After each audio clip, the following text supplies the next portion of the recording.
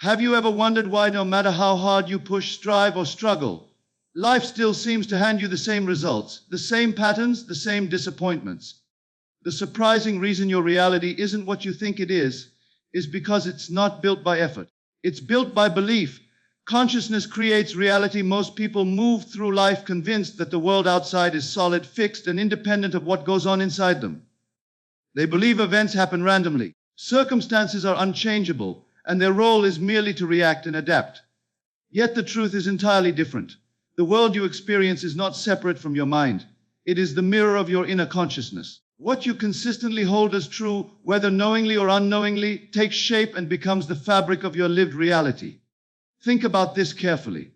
Every experience you've ever had, every victory, every disappointment, every person who has entered or exited your life, each one has been filtered through the state of consciousness you occupied at that time.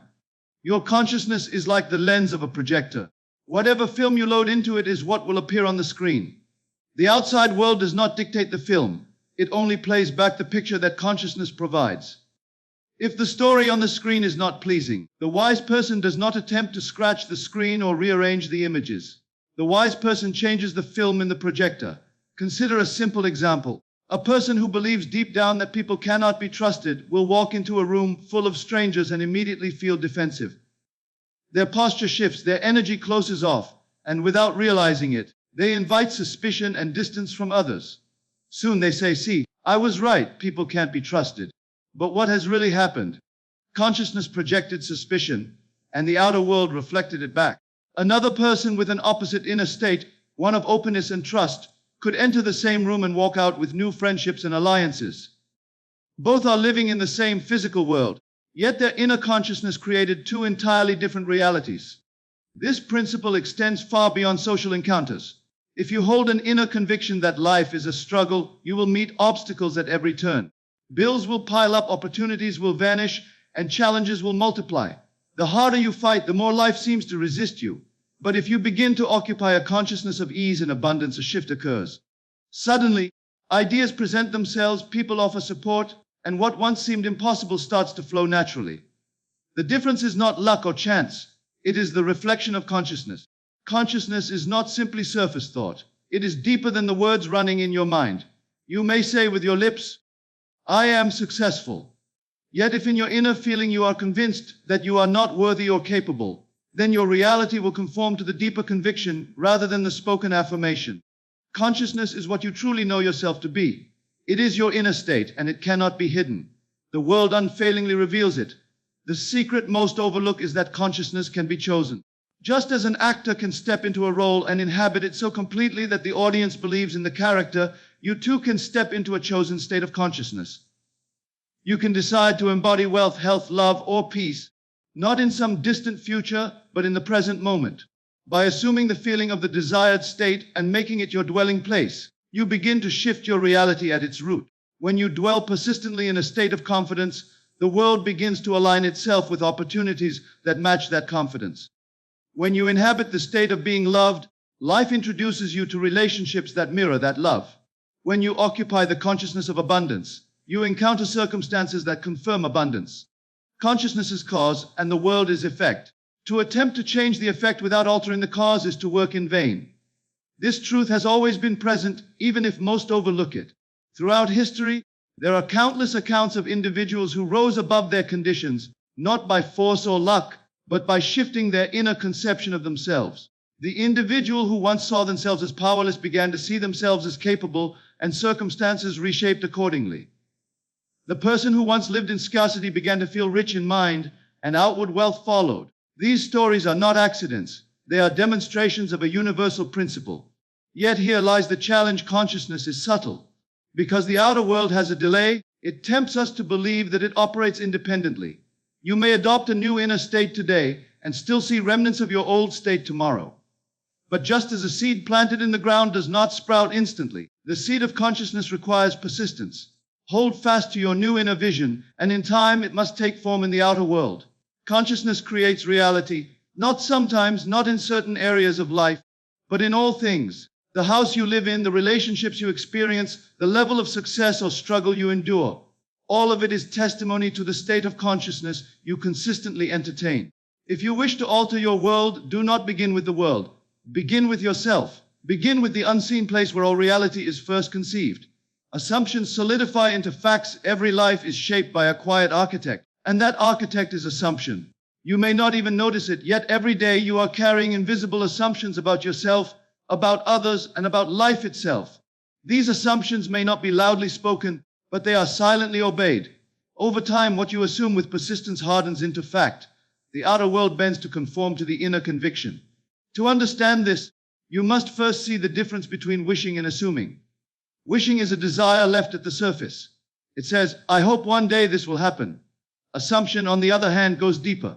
It says, this is already true, and I live from that truth. When an assumption is truly felt and occupied, it stops being an idea you think about and becomes a state you live from. That state, whether it is one of success or failure, love or rejection, abundance or lack, must eventually show itself in the events and conditions of your world. Take the example of someone who assumes they are always overlooked. Perhaps as a child they felt ignored, and that assumption took root. Even as an adult, no matter how skilled or intelligent they are, they unconsciously carry the belief that their contributions will not be noticed. This assumption shapes their tone, their body language, their expectations. When opportunities arise, they hesitate. When recognition is possible, they dismiss it. And life, faithful to the inner script, plays out the role they have assumed. Promotions pass them by, relationships leave them feeling unseen, and they conclude, this is just the way things are. Yet it is not life dictating the pattern. It is the hardened fact of their own assumption. Contrast this with someone who assumes they are valuable. That assumption does not need constant effort to maintain. It becomes a natural posture. They walk into a room and speak with the quiet confidence that their presence matters. They expect to be heard, and so others listen. They expect recognition, and so recognition comes. Their world is not luck or coincidence. It is the reflection of what they consistently assume. Assumptions are not confined to personal identity. They extend to every area of life. If you assume money is scarce and hard to come by, you will interpret every situation through that lens. Even when opportunities present themselves, you will dismiss them as impossible or risky. The assumption filters your vision and makes scarcity your lived fact. On the other hand, if you assume that abundance is natural and available, you begin to see chances where others see dead ends. You interpret events differently, you respond differently, and the world, faithful to its law, mirrors that assumption with experiences of abundance. Notice that assumption does not require proof before it becomes powerful. The moment you occupy it inwardly, life begins rearranging itself to confirm it. This is why it is said that the world is always a looking glass, reflecting not what you want, but what you assume to be true. Many people make the mistake of waiting for proof before they change their assumption. They say, I'll believe I'm successful when I see evidence of success. But life answers the opposite way. Evidence appears after assumption, never before. To demand proof first is to remain trapped in the old state. Assumption is also the secret behind persistence. A passing thought does not create much, but an assumption held steadily, day after day, gains solidity. Like a stone weathered smooth by flowing water, the mind shapes itself to the form it returns to most often. What you rehearse inwardly, you begin to express outwardly. Eventually, the line between assumption and fact disappears, and what began as an inner conviction is now the undeniable condition of your outer life. Think of the way actors prepare for a role. When they assume the character fully, when they inhabit the voice, the posture, the mannerisms, the audience forgets they are watching an actor. The illusion becomes fact on the stage. Similarly, when you assume a new state of being, not as a wish, not as a fleeting thought, but as a living conviction, you begin to act in harmony with it, and the world takes on its form. This is why it is vital to become aware of the assumptions you carry. Many of them were absorbed unconsciously from childhood, culture, or repeated experiences. Left unexamined, they continue to operate silently, shaping the world without your conscious consent.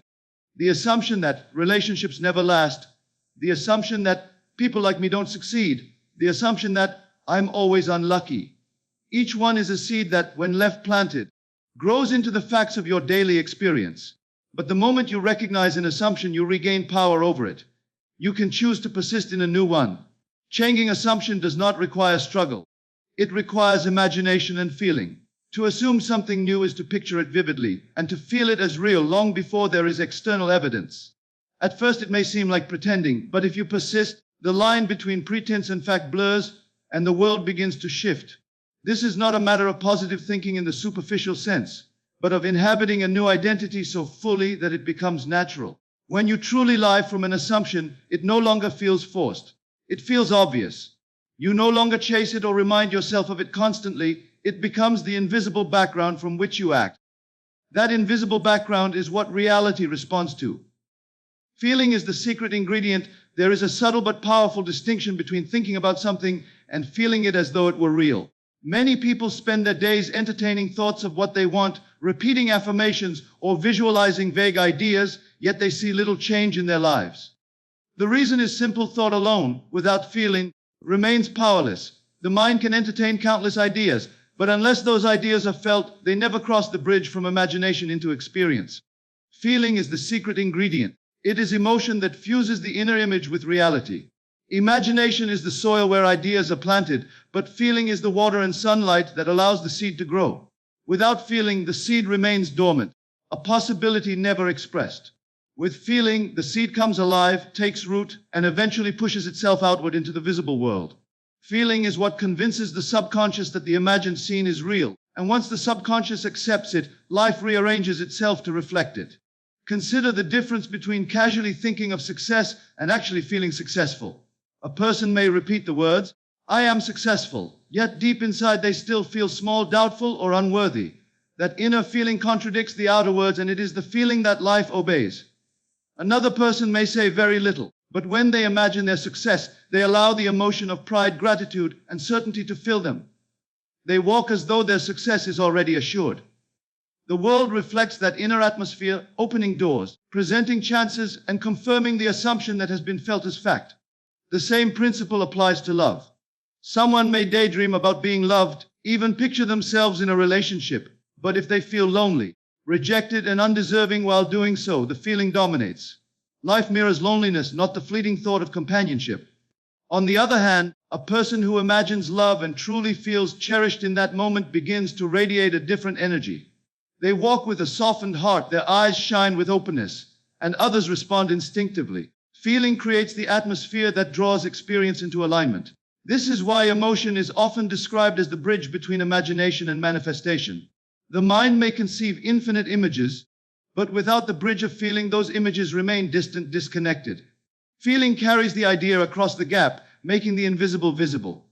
The stronger and more natural the feeling, the quicker the bridge is crossed. Some people misunderstand this truth and assume that only intense emotions are effective. They think they must whip themselves into ecstatic states in order to create change. But feeling is not about frenzy, it is about acceptance. A calm, steady conviction often has more power than a moment of excitement. When you imagine something and feel the quiet certainty that it is already yours, you do not need to force strong emotions. The sense of, "this is real now," is enough. Notice how this works in ordinary life. If you receive a letter with good news, even before anything outward changes, your mood shifts. You feel light, confident, relieved. The day seems brighter, people seem friendlier, and everything flows more easily. Nothing in the outer world has yet changed, but the feeling has changed, and your reality bends to meet it. Similarly, if you receive a letter with disappointing news, the opposite occurs. Even before any fact has fully materialized, your feeling darkens, and the world seems to confirm that mood. In both cases, the feeling colors the experience and sets the stage for the facts that follow. When deliberately using imagination to shape your life, you must therefore focus on cultivating the feeling of the wish fulfilled. It is not enough to picture the scene. You must enter it, live in it, breathe in it, and allow yourself to feel what it would be like if it were already true. If you desire freedom from financial struggle, imagine the relief, the gratitude, the calm confidence of already being provided for. If you long for health, imagine the vitality, the strength, the joy of movement, and let those feelings saturate your inner world. The more you return to these feelings, the more natural they become, until eventually they replace the old feelings of doubt or lack. Persistence is key, because old feelings often try to reassert themselves. You may imagine wealth and feel it briefly, only to fall back into worry when bills appear. But if you return again and again to the inner feeling of abundance, eventually it takes root. The world must then reflect it, for the outer is always faithful to the inner. It is important to remember that the subconscious does not respond to words or logic. It responds to feeling. You can tell yourself 1,000 times, "I am confident," But if you feel insecure, the subconscious will accept insecurity as the truth. To shift the subconscious, you must impress it with feeling. Imagine yourself confident, speak as though you are confident, carry yourself with the posture of confidence, and most importantly, feel the inner relief and strength of being that person now. That feeling is the language the subconscious understands, and once it accepts it, confidence becomes your lived reality.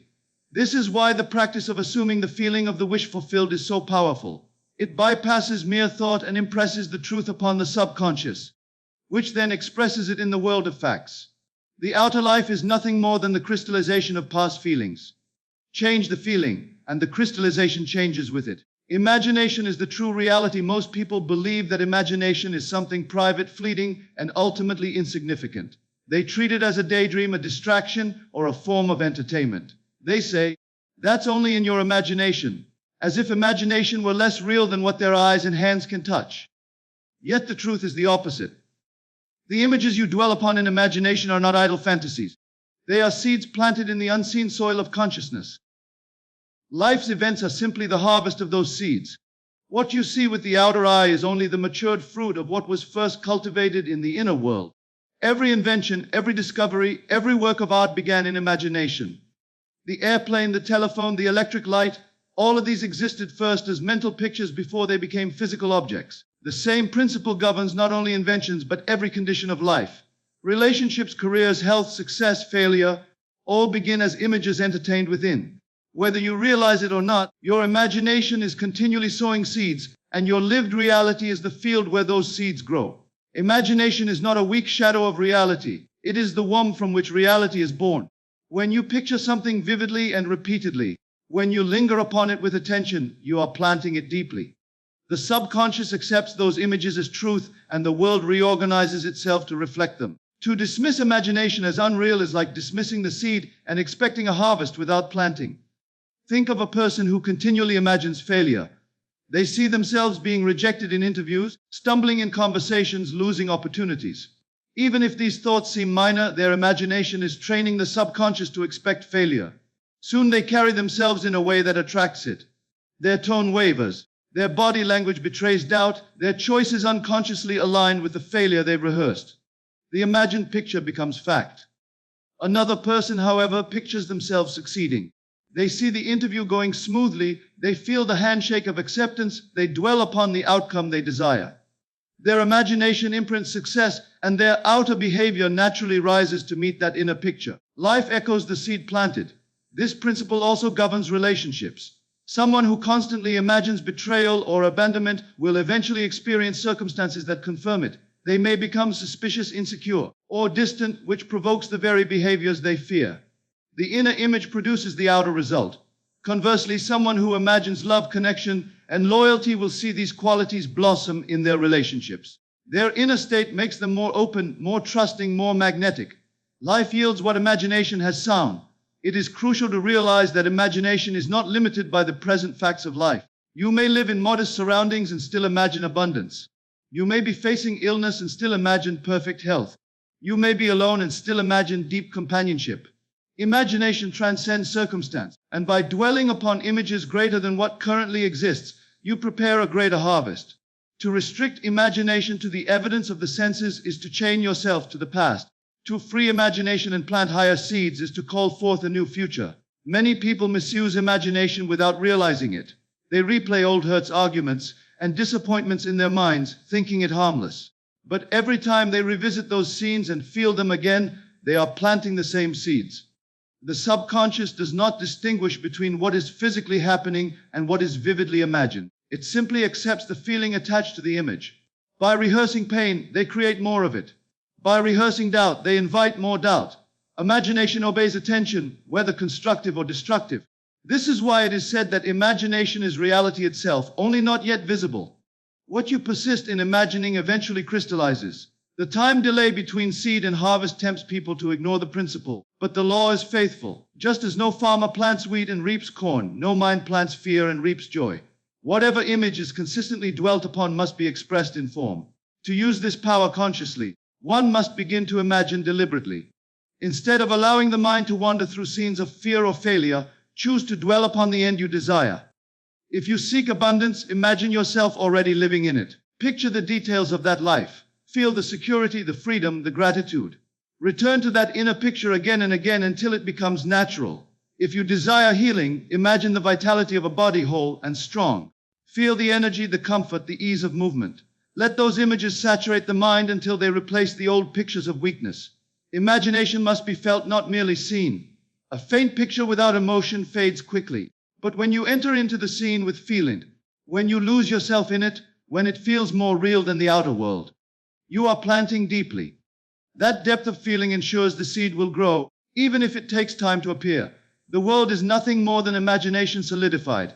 Every building, every invention, every event was first imagined by someone. In the same way, every joy and every sorrow in your life began as a picture you once entertained. To change the harvest, you must change the seed. And the seed is always imagination. Persistence shapes outcomes. When people first begin to reshape their inner world, they often expect immediate results. They imagine a new life, feel the excitement, and look outward hoping for instant confirmation. But the outer world is like a heavy ship turning in the sea. It does not change direction at the snap of a finger. The outer world reflects patterns that have been long established, and those patterns resist at first. This resistance is not proof that the principle fails, it is proof that persistence is required. Persistence in inner conviction bends reality until it matches the inner state. Every seed takes time to grow. You do not plant a seed today and expect fruit tomorrow. You water it, protect it, and persist in caring for it, trusting that the unseen process is at work. Imagination and assumption work the same way. When you dwell on a new inner conviction, you have planted a seed. At first, nothing may appear to change. The old conditions may still dominate the surface, but beneath the surface, reality is shifting. The soil of consciousness is responding, and if you persist, the new seed must eventually bear fruit. Most people abandon the process too quickly. They imagine wealth for a day or two, then look at their bank account, see no change, and conclude it doesn't work. They declare defeat, return to old assumptions, and the seed never has a chance to grow. But persistence refuses to be discouraged by appearances. Persistence holds to the inner conviction even when the outer facts scream the opposite. That steadfastness is the force that compels reality to bend. Persistence does not mean struggle. It does not mean forcing yourself to think positively every moment or denying what your senses show. It means quietly, faithfully returning to the inner vision again and again until it becomes natural. It means refusing to abandon the state you have chosen, no matter how stubborn the old state appears. When doubts arise, persistence answers, I know who I am within. When circumstances contradict, persistence replies, this is only the shadow of the old. The new is already planted. Consider how habits form. At first, a new habit feels unnatural. The old habit resists. But with persistence, the new habit takes root, becomes easier, and eventually replaces the old completely. Inner conviction works in the same way. At first, the new state feels foreign. You may imagine yourself confident, but the old feeling of insecurity tries to dominate. If you persist in imagining confidence, in returning to that inner scene, eventually it begins to feel natural. Once natural, it expresses itself outwardly without effort. Persistence is also what separates fleeting desire from true creation. Anyone can daydream of a better life, but those who persist are the ones who see transformation. The outer world will test your resolve. It will echo back remnants of the old belief, tempting you to doubt. But each time you hold to the inner conviction despite appearances, you weaken the old pattern and strengthen the new one. Eventually, the balance tips and the outer world yields. Think of a sculptor working with stone. At first, the block looks solid, unchangeable. But with every strike of the chisel, the form hidden within begins to emerge.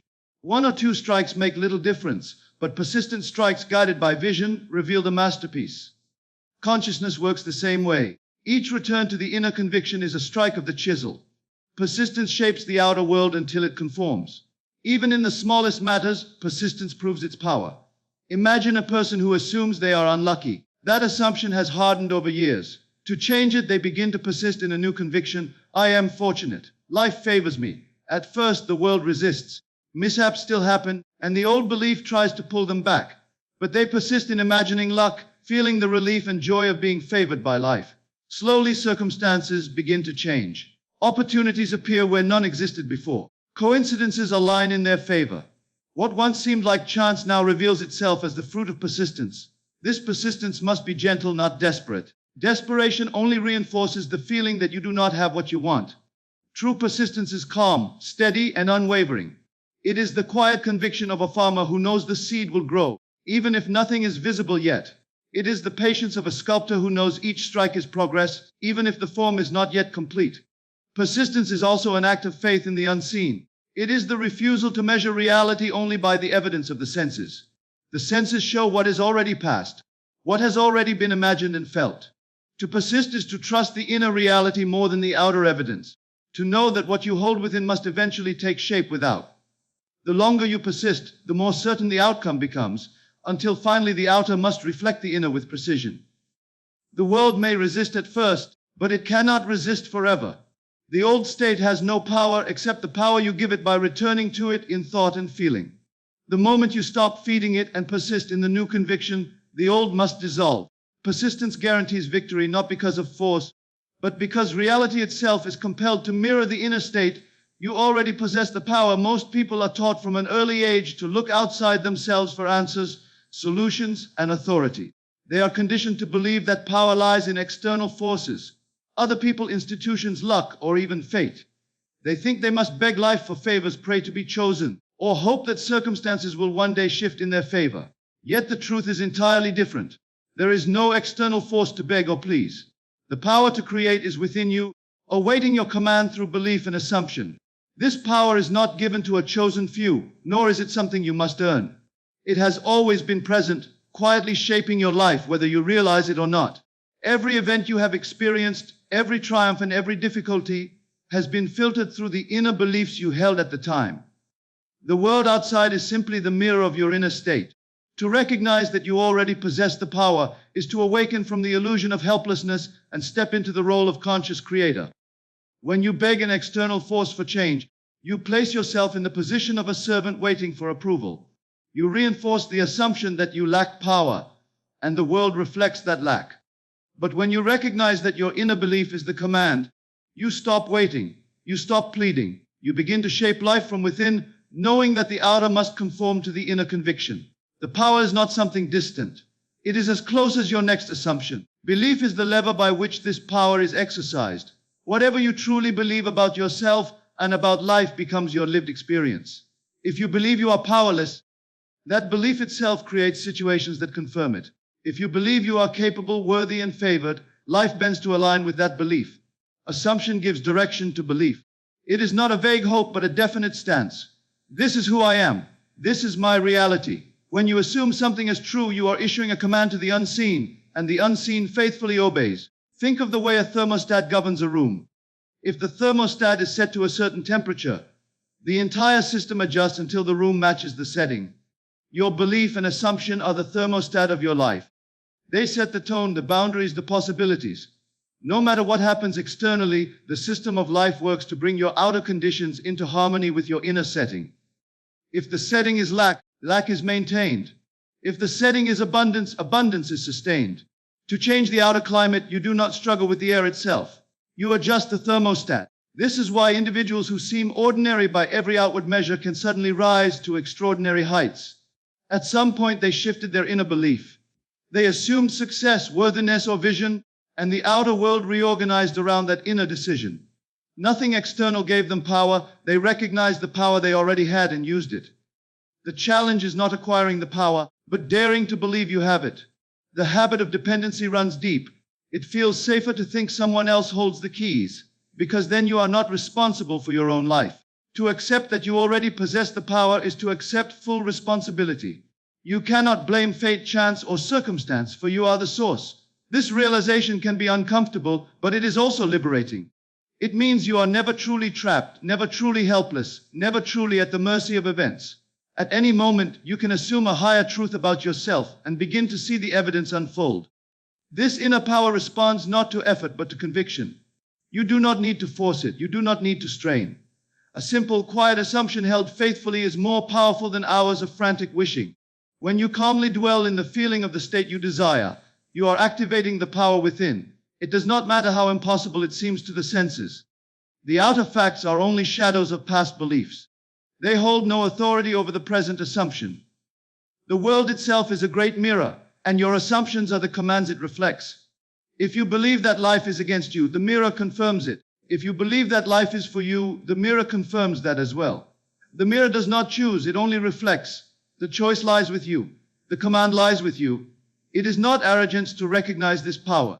It is truth. Arrogance says, I control others. Truth says, I control myself, and through that my world. The power within does not dominate or manipulate, it creates. It does not beg for permission. It assumes. It does not wait for evidence. It produces evidence. Once you grasp that you already possess the power, you begin to live differently. You no longer ask, will this work out for me? You assume, this is already working out in my favor. You no longer wonder, am I worthy of love? You assume, I am already loved, already chosen. You no longer question, will I succeed? You assume, I am success itself unfolding now. So the surprising reason your reality isn't what you think it is because you've been living from the outside in, when life is always created from the inside out. Shift the inner picture, feel it as real, persist in it, and watch as the world reshapes itself to match. Your reality is not fixed, it is flexible. And the moment you dare to believe differently is the moment everything begins to change. These assumptions are not daydreams. They are commands, and life must obey.